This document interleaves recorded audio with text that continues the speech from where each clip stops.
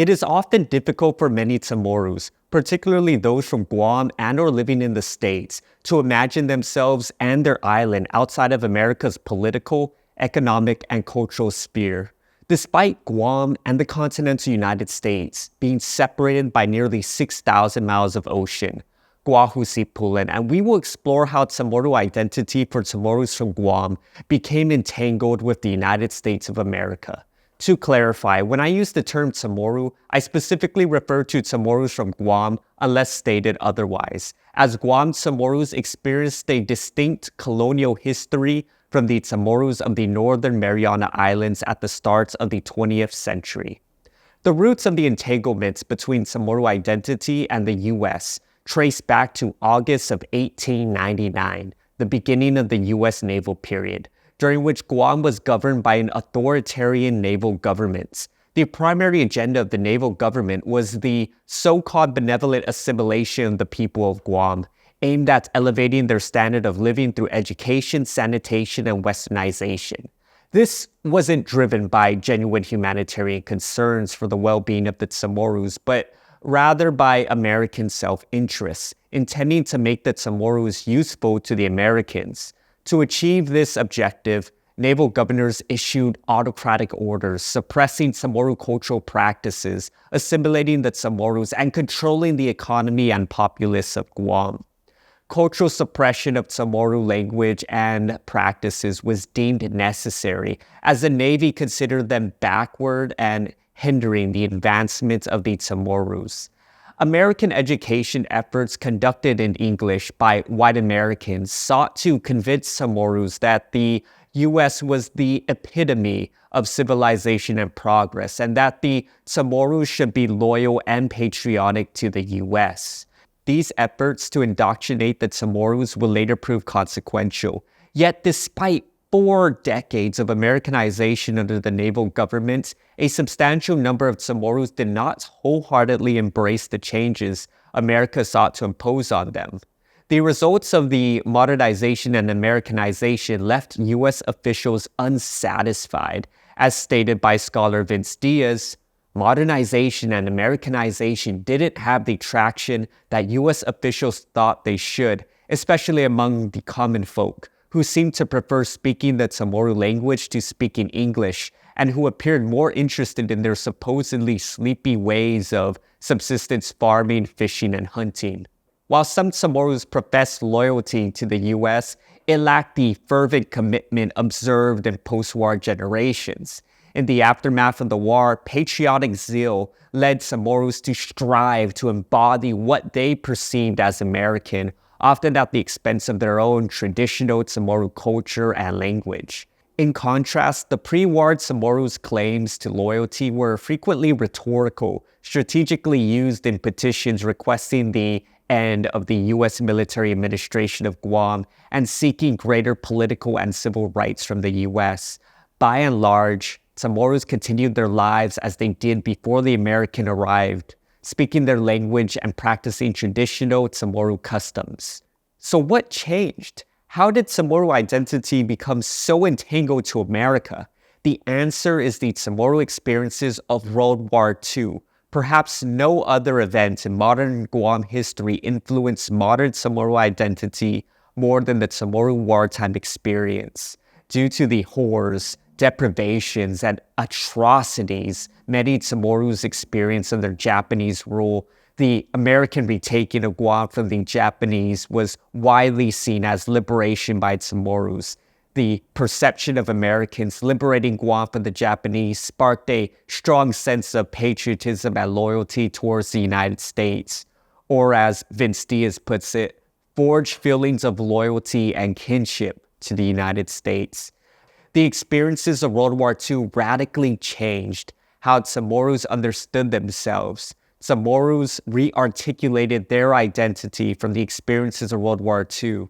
This articulation process was not neutral because America played a large role in the Chamorro identity re-articulation process. This new American entangled Chamorro identity, constructed from the experiences of World War II, was reinforced and maintained after the war through the discourses of fear and loyalty to perpetuate American rule of Guam. The discourses make themselves evident in the way the war is remembered. The memories of the Japanese occupation evoke the fear of the Japanese and loyalty towards America. These memories were transmitted intergenerationally and institutionalized in the largest public celebration on Guam, Liberation Day, which, intended or not, maintains the current power dynamic between Guam and the United States, where whole generations of Chamorros born after the war continue to feel emotions about an event that happened decades before they were even born. Arguably, without the experiences of World War II, the violence of Japanese occupation, and the retaking of Guam by the U.S., which is on one end very real liberation for the Chamorros, CHamoru identity would not be so incredibly tied with the United States. As Vince Diaz noted, but the Americanization of the Chamorros and the quest for U.S. citizenship received a big boost from the Japanese. The Japanese invasion, and especially Chamorro memories of the brutal occupation, accomplished in less than 3 years what U.S. naval officials could not do in almost 50, and what took the Spanish Padres almost 3 centuries, that is. They fused the Chamorros to their colonial overseer, with religious zeal and cultural prescriptions of gratitude and loyalty. The wartime experiences accomplished what the United States during the pre-war naval government of Guam always wanted, and that was for Chamorros to be extremely loyal and patriotic to the United States. The emergence of this pro-American Chamorro identity led many Chamorros to embrace American exceptionalism. They held the belief that America stood as the greatest nation globally and sought to maintain strong political ties with the U.S. This allegiance was consistently demonstrated through acts of American patriotism, such as proudly waving American flags, expressing positive views on the militarization of Guam, and desiring to lead lives as Americans. Record numbers of Chamorros enlisted in the U.S. military, establishing a family tradition that persists to this day. The Chamorros strongly identified with America, immersing themselves in American media and culture, often at the expense of their own cultural heritage. However, the experiences of war alone cannot sustain this American entangled Chamorro identity for the long term. While the war was the great cause for Chamorros to forge the bonds of loyalty with the U.S., arguably it was the post-war rapid socio-economic changes which created the modern lifestyle we see today that maintains the American entangled Chamorro identity by fostering a dependency on the U.S. After World War II, Guam underwent rapid social, economic, and cultural transformations, emerging as a crucial strategic base for the U.S. in the Asia-Pacific region. Positioned as the unsinkable aircraft carrier, Guam witnessed extensive military construction projects and the establishment of the Guam government, providing numerous Chamorros with their first opportunities for wage employment instead of subsistence farming. Many Chamorros, compelled by the wartime property destruction and military land seizures, had little choice but to participate in this new economic system, to become wage workers. In 1950, with the passage of the Organic Act, Chamorros became U.S. citizens. Furthermore, in 1962, the removal of Guam's security clearance opened the island to tourism from economically thriving Japan and other U.S.-friendly Asian nations, ushering in substantial economic development, construction, and a thriving private sector. This, along with military and government employment, solidified the transition from a subsistence economy to a cash economy. Chamorros believed that embracing a stronger American identity and speaking English was necessary to navigate and participate in this new economic system. Chamorros were already primed for this ideological shift. Pre-war naval policies and educational initiatives had instilled notions of American exceptionalism and the belief that the future was with America. Consequently, in the aftermath of war-related traumas and massive socio-economic changes, these pro-American ideas became very relevant to Chamorros in a post-war Guam. In the eyes of Chamorros, America symbolized progress, modernization, and the future, while Chamorro culture and language were associated with stagnation and the past. This perception was reinforced by the observed rapid developments on the island, the rise of concrete housing, hotels, cars, air conditioning, and various material goods. Additionally, Chamorros had the opportunity to relocate to the States for a perceived better life, and a significant number did, establishing Chamorro communities in the United States. Chamorros viewed America not only ideologically, but also practically as the future, aspiring to enjoy the perceived benefits of aligning with America. Becoming closer to America became the primary goal for Guam leaders, as they believed that they could gain more political and economic benefits from a closer status with the U.S. Guam leaders such as Antonio Wonpat and Ricardo Berdalio desired Guam to become a U.S. state, which was a popular sentiment among the general population.